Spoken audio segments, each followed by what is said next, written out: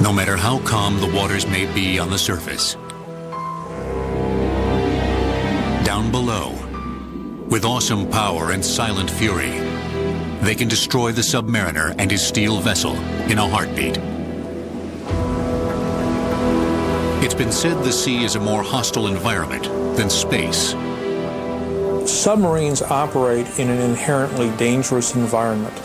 They operate deep under the ocean, under tremendous pressures from the compressed ocean water, and any mistake, any technical malfunction can potentially be fatal.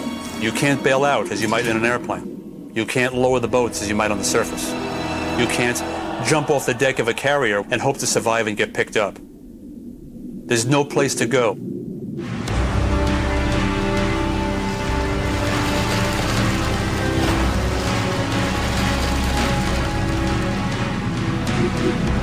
Any system malfunction can potentially lead to a loss of power.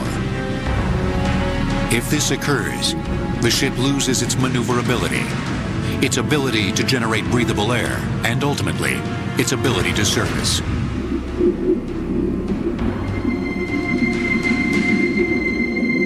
Out of power, out of control.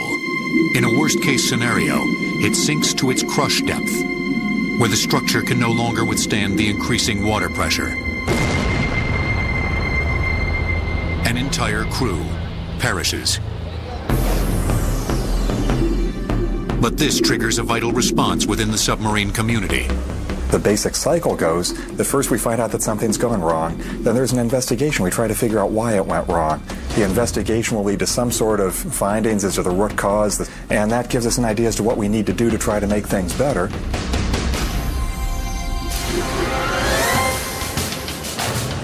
In 1968, mindful of successes and failures, the U.S. Navy was moving ahead with its nuclear submarine program.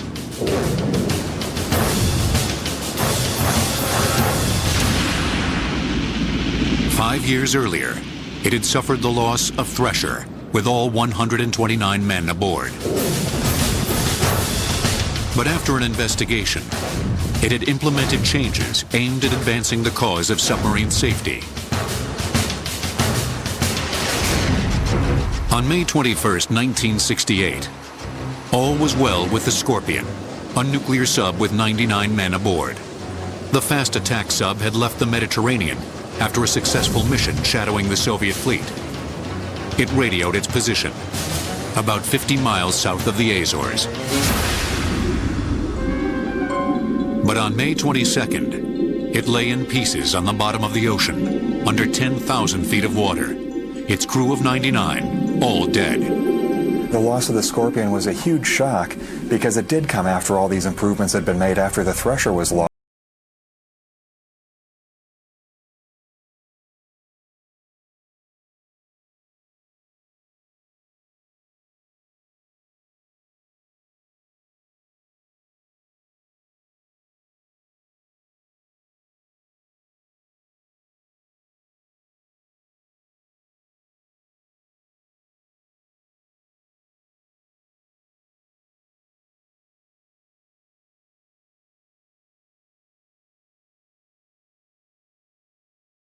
Was not in contact with people at the time that it sank.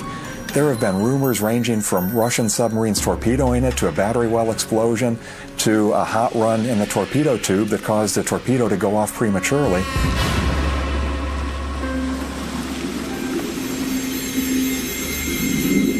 Two decades later, the Navy still wanted to know what had happened to its men and their sub. It built Jason Jr., a deep-sea robot, which was sent down to investigate. And sure enough, there was an explosion in the forward torpedo room.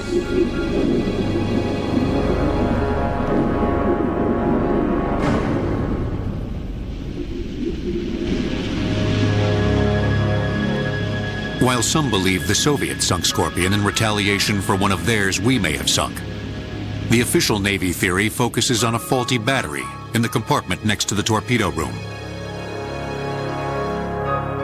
A now declassified Navy report from 1987 speculates that a battery explosion fits the damage to the submarine. There is a tremendous amount of energy stored in a submarine battery, even a small one like what we had on nuclear-powered boats, that could cause a fairly serious explosion. That could have triggered a subsequent explosion in the torpedo room, which would have blown a huge hole in Scorpion. It would have flooded rapidly and then sunk to its crush depth. When you puncture the hull of a submarine at that kind of a depth, the rapid change in air pressure causes the air to ignite and essentially snuffs out everybody aboard.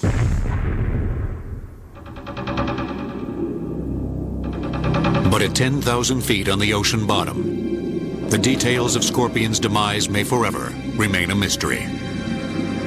You know, you can't go down there and look at it. You can run a submersible down there and take pictures, but you can't actually go down and touch it like you could an air crash, for example.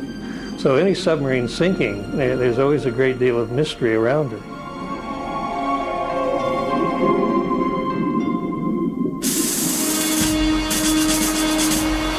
Nonetheless, the Navy forged ahead, acting on the most plausible theory explaining the Scorpion's untimely end. About a year after this submarine disaster, Naval Ordnance ordered a redesign and replacement of the torpedo battery that had been red flagged. So whether that was the cause or not, the search for an answer led to an improved technology that made subs even safer. Dive! Dive! Dive! Since the Scorpion submarine tragedy, there have been no subs lost by the U.S. in nearly 40 years. But that wasn't the case in the beginning of submarine history. The first 3 submarines enlisted into military service all encountered trouble. During the American Revolution, George Washington's forces included a one-man submarine called the Turtle. Its mission was to attach an explosive to a British warship in New York Harbor.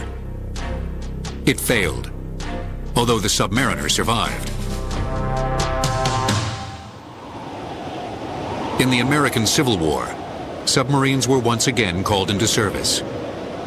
The Union Navy developed a sub called the Alligator, but it never saw active duty as it was lost in transport during a storm. But by far, the Civil War's most compelling submarine story centers on a Confederate vessel. On a chilly February night in 1864, 8 men squeezed on board the CSS H.L. Hunley for a mission below the waters of Charleston Bay, South Carolina. Essentially, it was a pipe about 40 feet long, and the crew, the 8 unfortunates who made up the motive power of the thing, sat on a bench and operated a crank which turned the propeller. Despite its Spartan accommodations, the Hunley was advanced for its time. It had a rudimentary bellows system for its snorkel, diving planes, and ballast tanks.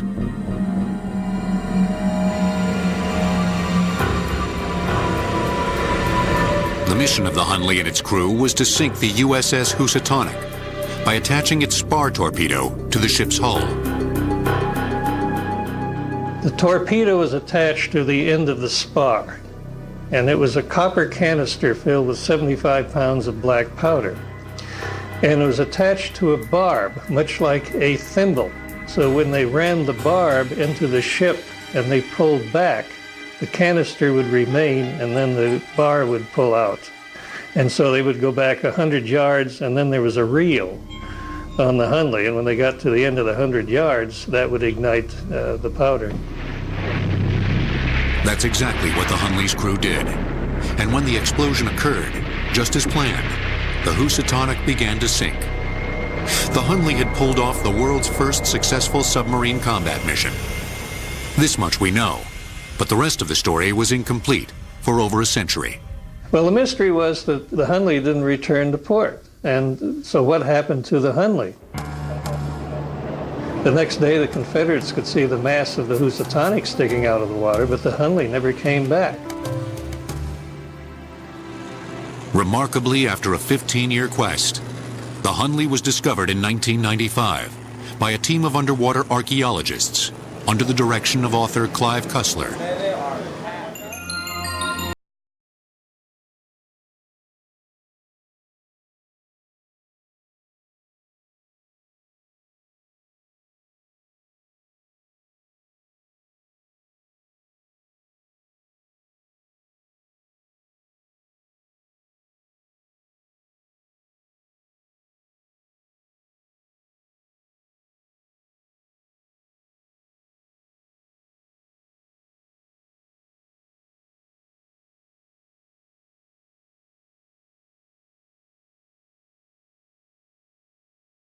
What it turned out to be that it was waiting for the tide to turn because it didn't sink, obviously, from the explosion. And I believe that the Canandaigua, which was a ship coming to rescue the Housatonic survivors who were up in the rigging, struck the Hunley and sank it. The fate of the Hunley showed that the technology was still too rudimentary and unsafe for widespread practical use. With only man-powered propulsion, the crew of the Hunley couldn't get away in time to survive.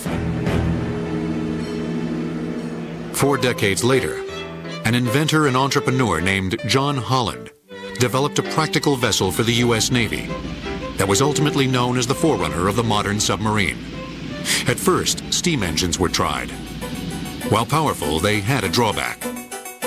The negative was that, of course, the thing became like a blast furnace. It was so hot, and the crew suffered accordingly. After 5 prototypes, Holland built the USS Holland, a 6-man sub for the U.S. Navy. It featured a dual-engine system, gasoline power for surface cruising, and an electric motor for submerged travel. But these had inherent dangers.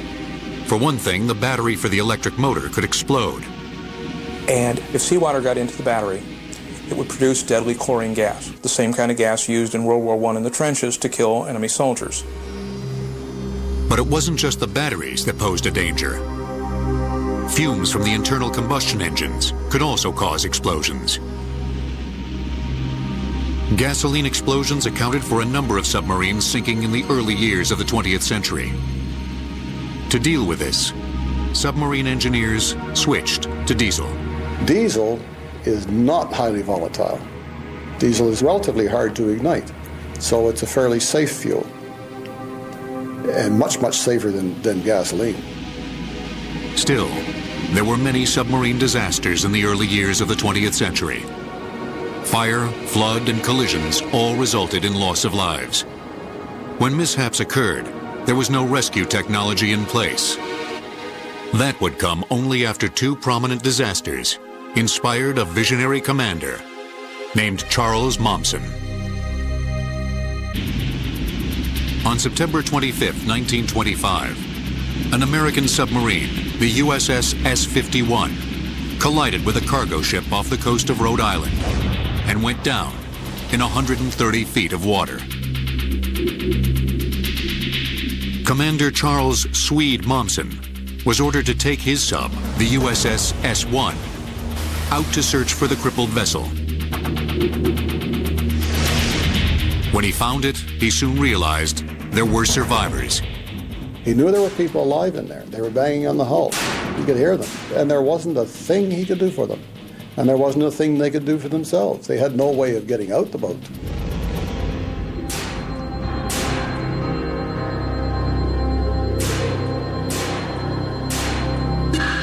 Two years later, when a second sub, the USS S-4, was lost, Mommsen was spurred to take action. He sees the inadequacy of the measures taken, and so he decides that they need more sophisticated equipment, and he goes on to invent 2 types of devices that will be very important to the saving of submarine crews in the future. In 1929, he first tested what was to become the Mommsen lung. Mommsen's device was an oblong rubber bag with 2 tubes that recycled exhaled air. The lung contained a canister of soda lime, which removed carbon dioxide from exhaled air and then replenished it with oxygen. Soon, sailors were using the Mommsen lung in disaster simulation training, in which they learned to escape from a submarine. The original simulation device was the tower that let submariners practice entering the water from a depth of from 50 to 100 to 150 feet, and to feel what it was like, and to experience what it's like to use this breathing device, the Mommsen lung, as they ascended from the depths to the surface. In 1929, the Navy then pushed for the development of a rescue chamber. Begun by Mommsen and later modified by a colleague, Lieutenant Commander Alan McCann, the Navy built a large steel bell-shaped chamber which could be lowered with cables down to the escape hatch on a sunken submarine.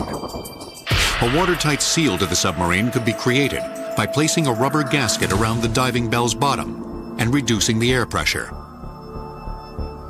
The hatch could then be opened, and the trapped submariners could climb aboard. A hatch on the top of the bell would allow the rescued submariners and diving bell operators an easy way out. They were trying to perfect ways of getting out of the submarine, but it hadn't been tried in an emergency situation. It was only a matter of time before Mommsen's equipment would be put to the test. In 1939, the United States Navy launched its newest submarine, the USS Squalus. But it had new technology. It was the latest thing, and not everything was perfected. In its very first year, the USS Squalus had been refitted and was carrying out her post-refit trials off the coast of Portsmouth, New Hampshire. Its problems began with a malfunction of the main induction valve, a 36-inch opening in the hull that provided air needed for the operation of the diesel engines. Just before diving, the indicator showed that it was closed and safe to submerge. But the valve was open, and that flooded out the engine room. And it happened so quickly that there was no way they could counter the effect of the inrush of water. The sub was down 243 feet below the surface. 28 men died almost immediately. 33 members of the crew, however, do survive. They're in a watertight compartment, and they release a small float with a radio telephone that floats to the surface. The captain of the Squalus tells the people on the surface that his crew survives and that they need rescue. Then the phone line is cut. So these men in these three compartments were still alive. They were far below anything that any man had ever been rescued from before. They spread soda lime out on the decks to absorb CO2 in the air. The men not actually required to do something were told to go lie down, conserve energy, and conserve oxygen, and they waited for rescue to come. When the Navy finally realized what had happened, 6 agonizing hours later, a rescue party was organized under the guidance of none other than Charles Swede Mommsen, who was flown in from Washington, D.C. His invention, the McCann Rescue Chamber, was to be utilized in an attempt to save all the surviving submariners. There were 3 compartments with air in them, but the middle compartment was the forward battery compartment. They were afraid that seawater would get into the battery and produce poison gas, so the men sealed that off. So there was the control room with half the men in it, then this empty space, and then the forward torpedo room with the other half of the men. Eventually, the worst-case scenario occurred in the forward battery compartment. As water seeped into the Squalus, it mixed with the acid in the batteries and produced chlorine gas. But they used the Mommsen lung as a gas mask, and it was very effective.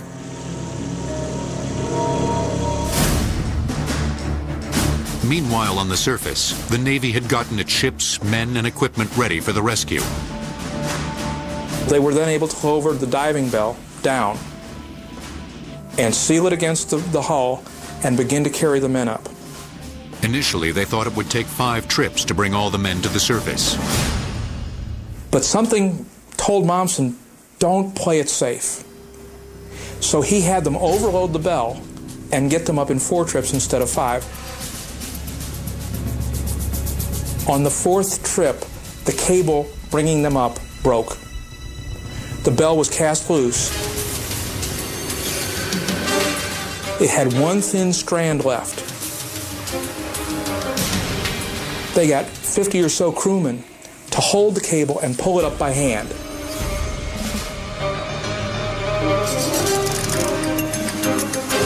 If he'd gone with 5 missions instead of 4, the last group of men would have been left trapped on the bottom with no way out.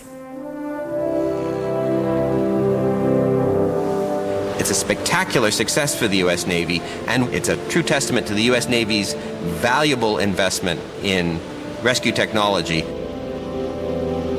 All the equipment was right there on hand to be used, and it had been developed and was ready to go. And the experienced personnel were available to make it work. The rescue was also a victory for Charles Momsen. Momsen was an innovator. He was a true believer. He was the kind of person who makes a real difference. When he came along, nobody had ever been rescued from a sunken sub. Nobody thought it was possible, and he said, I'm going to change that. And he did. Eventually, the Squalus was raised, refloated, repaired, and recommissioned as the USS Sailfish. Improvements in submarine systems ensured that the malfunctions that initially put the Squalus at risk would not reoccur. But the world's superpowers would soon be involved in a Cold War that would push submarine technology beyond any previous limits of safety. During the Cold War, the United States and the Soviet Union were engaged in an escalating and frightening arms race. It was the nuclear age, and during the 1960s, both sides seemed on the brink of annihilating one another, if not the world. This was the same era as the Cuban Missile Crisis, the Berlin Crisis. People thought there was going to be a nuclear war with Russia, and every new piece of military technology was vital. What this meant was that things were rushed into service real quick. And that included submarines, which were also entering the nuclear age. A nuclear-powered sub was more efficient and could remain below the water's surface longer, and therefore remain undetected for longer periods of time. With a nuclear plant, your submarine could go as long as the groceries last. That's your only limitation. That could be up to 6 months. And it stays dived. And it's fast. It added up to a war machine that could secretly get closer to enemy territory than ever before, and then launch its missiles, if it came to that. So when submarines switched to nuclear power plants, as with the Nautilus, and soon afterwards started carrying nuclear weapons, the magnitude of potential disasters increased exponentially.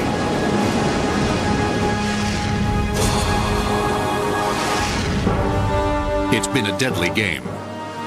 The Russians have lost 5 nuclear subs, and the US has lost 2. In every case, all men aboard have perished.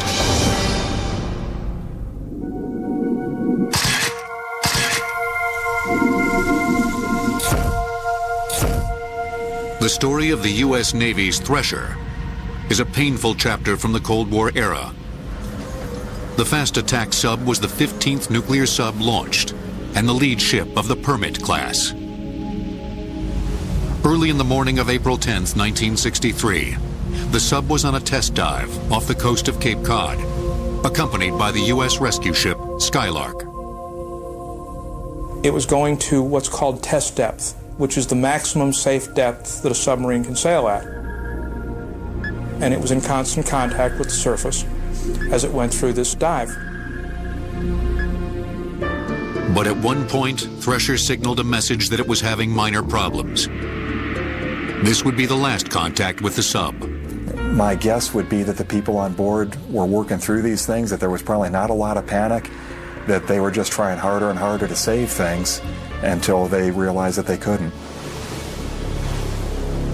The Navy would later conclude that the trouble began the previous summer, when Thresher had suffered some damage to 28 joints on its piping during shock testing. Others speculated that an earlier collision with a tugboat was another possible culprit. In either case, during Thresher's dive to test depth, a joint on a small pipe began to let water in, which immediately shorted out some electrical controls, which controlled the nuclear reactor. And when that shorted out, the reactor shut down. Out of power, the sub could no longer communicate with rescue ship Skylark. At this point, it began to sink. Submarines work like airplanes. As they move through the water, they have a certain buoyancy that helps them keep up. When they lost power, it started sinking. And it was already at test depth, the maximum safe depth.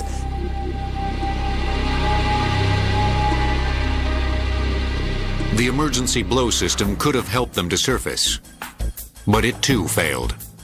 This is a process in which compressed air is directed to different sections of the sub in order to control surfacing and diving. The way that the emergency blow system was set up then was going through relatively narrow pipes with a lot of turns that went through pressure reducing valves, and the system froze up, so they couldn't get high pressure air into the ballast tanks to blow the water out, and they had no way to get to the surface. The men must have been aware of trouble, but just kept trying to save the vessel. They knew something was happening. They probably didn't know what it was exactly. They were probably doing their jobs as they were trained to do them. But before the men could restore the electrical circuits, Thresher sank to crush depth. When they get to crush depth, what happens is the sea pressure so quickly crushes the submarine. It gives way all at once. The air is compressed so quickly and so intensely that it bursts into flames. So the men on those submarines didn't die of drowning. They were burnt to death. In fact, they were incinerated in a burst of light.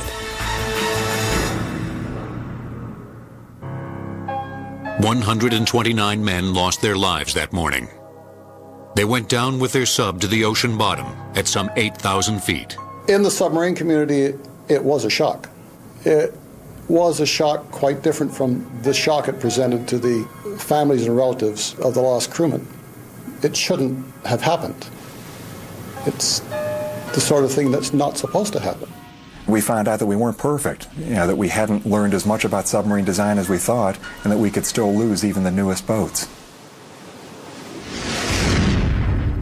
Thresher's nuclear reactor was not damaged in the disaster and remains intact at the bottom of the sea.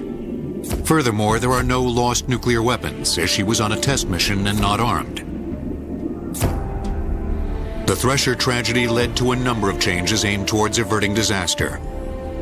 The implementation of better safety standards in nuclear subs, a means of restarting the nuclear reactor in case of emergency, and a redesign of the ballast blow tank system.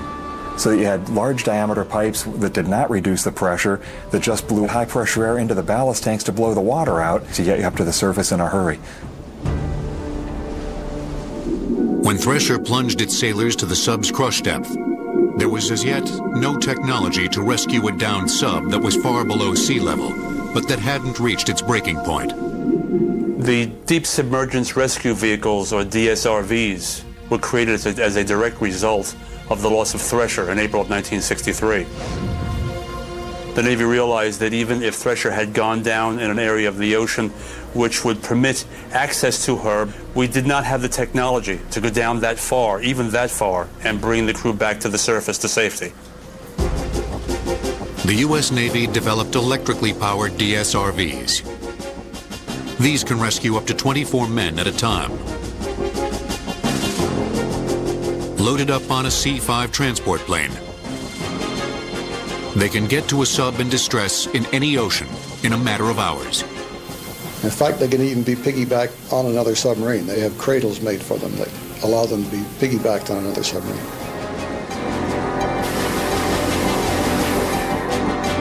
Once the DSRV locates the disabled sub, it uses its special docking system.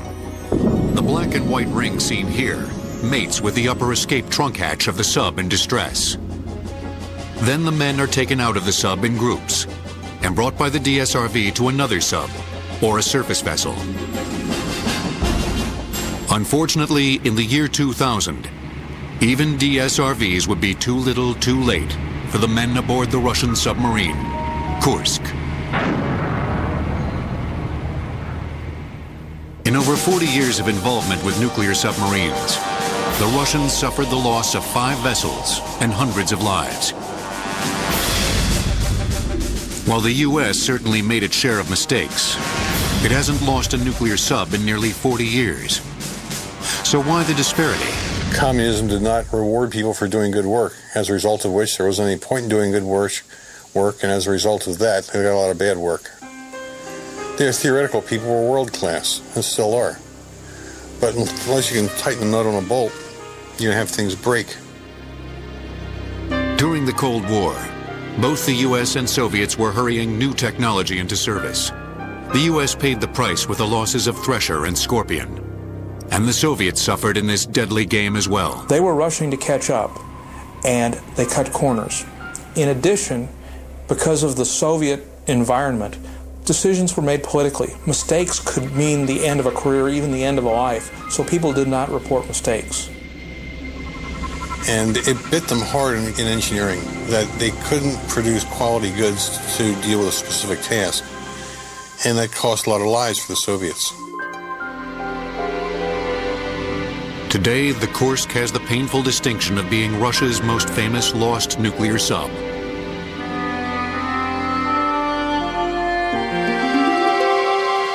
The tragic events began August 12, 2000. Kursk was on exercise in the Barents Sea, and she disappeared. She had been scheduled to fire practice torpedoes at the Russian surface ships as an exercise. Our hydrophones and any submarines we had in the area picked up a big explosion, and then the Russians started looking for a lost submarine, and that was really all that we knew. A second explosion registered a 3.5 on the Richter scale, the equivalent of the detonation of 1.5 tons of explosives. The Russians knew this unfolding disaster hadn't gone unnoticed, but didn't alert world media until nearly 48 hours after the event. They were not very forthcoming right off the bat, which is understandable. It's embarrassing to lose a nuclear submarine. A Russian admiral went on television, declared that Kursk had suffered technical failures, had sunk, and that in all likelihood there were no survivors. While there were 118 men aboard, there were in fact 23 survivors, desperate to be rescued.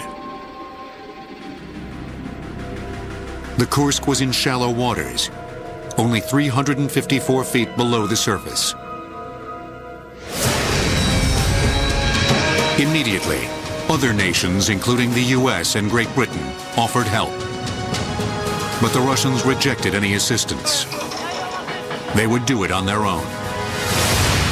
I don't think that there was ever any chance of those men being rescued. The Russians were far too slow getting their resources on the sea.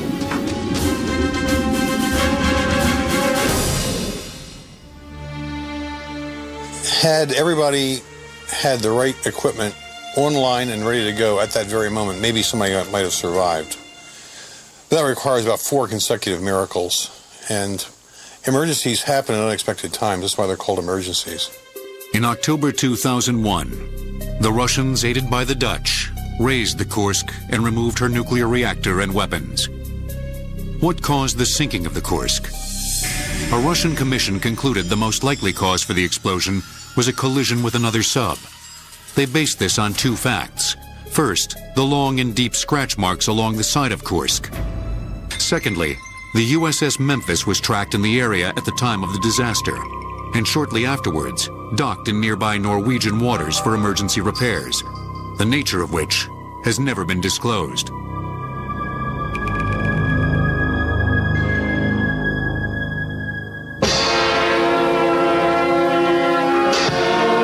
While this theory is tantalizingly plausible, the U.S. categorically rejects it and insists the Russians were using a dangerously volatile fuel. What appears to have sunk the Kursk was a defective torpedo fueled with HTP fuel, high-test peroxide.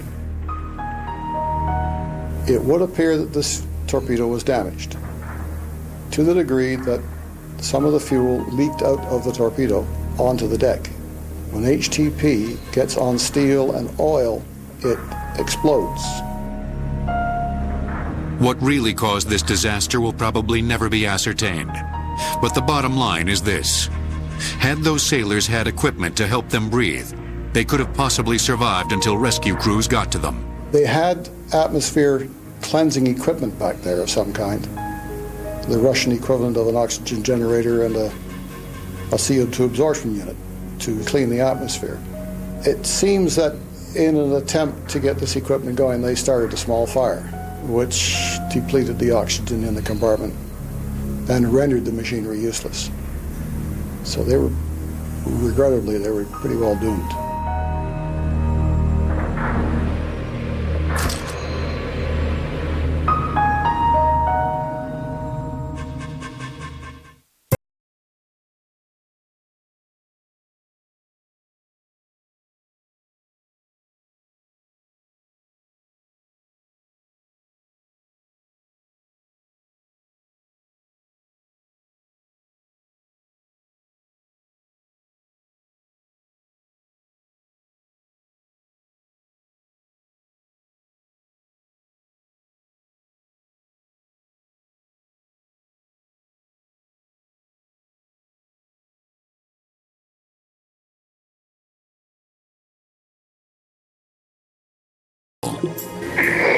Zero reading on the Geiger counter.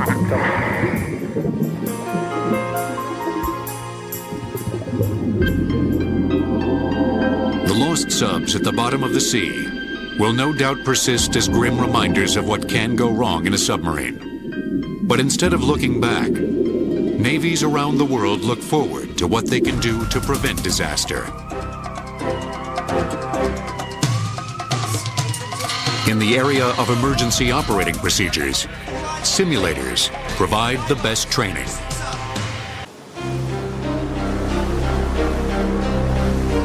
While submarines are far safer today than ever before, they nonetheless operate on the edge of survivability. Danger is never eliminated, only managed.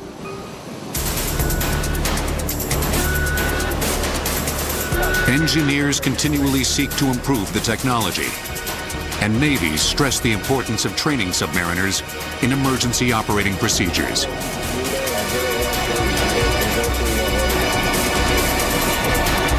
Dive, all that's over.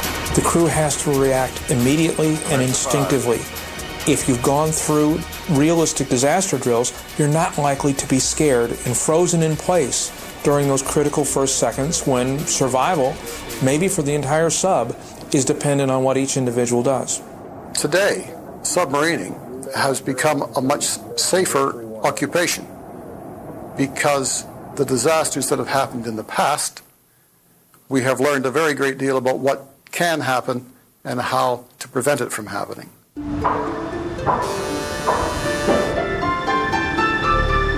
In Halifax, Nova Scotia, the Canadian Navy trains its submariners with simulators to deal with the very kinds of trouble they experienced when a fire broke out in October of 2004 on the HMCS Chicoutimi, killing a sailor. Simulators recreate the submarine environment in 3 dimensions.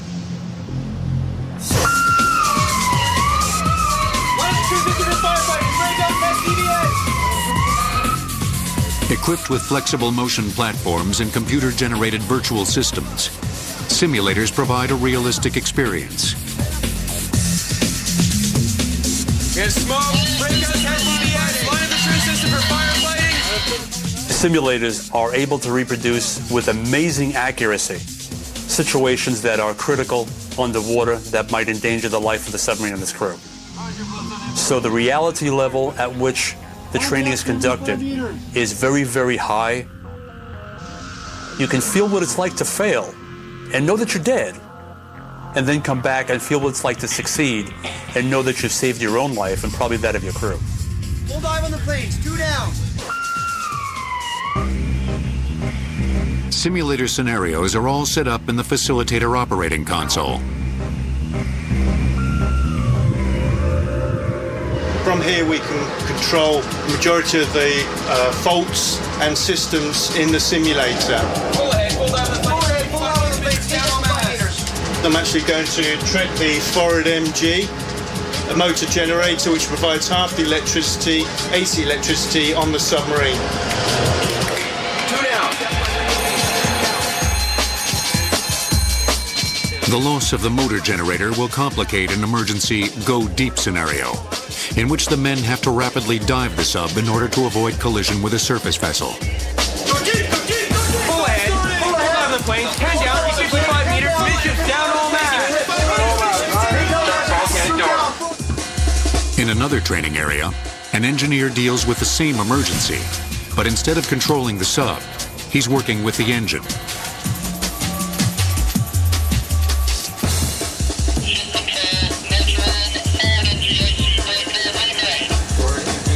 Remain to control rod. 65 meters, 10 meters deep, 2 up, 3 up. Gauge 4 planes. Gauge 4 planes. 4 planes extended. Very good. You're there. The emergency is over. The men have reacted to the situation with skill and confidence. In another part of the world, on a real submarine, sailors stay keenly focused on their tasks and take nothing for granted.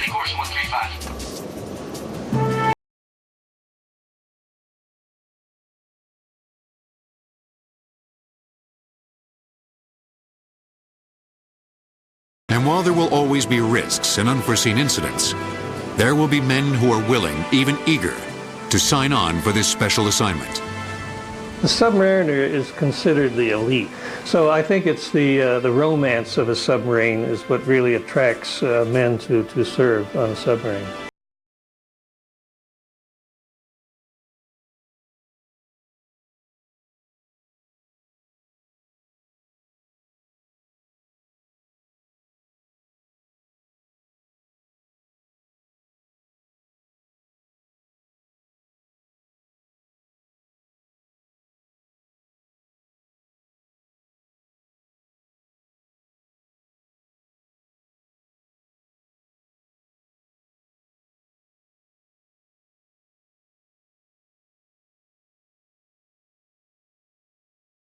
Disaster has triggered new technology, new answers, and a new commitment to make sure that if a man survives in a submarine disaster for even a little while, that he can be rescued.